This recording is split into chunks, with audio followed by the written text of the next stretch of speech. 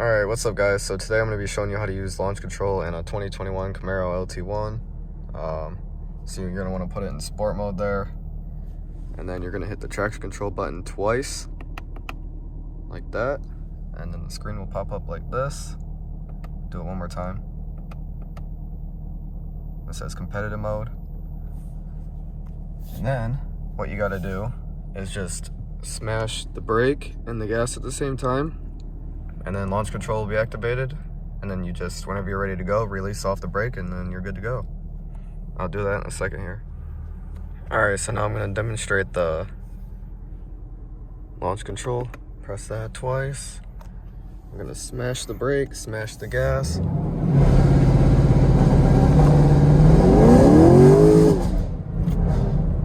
And that's how you do launch control.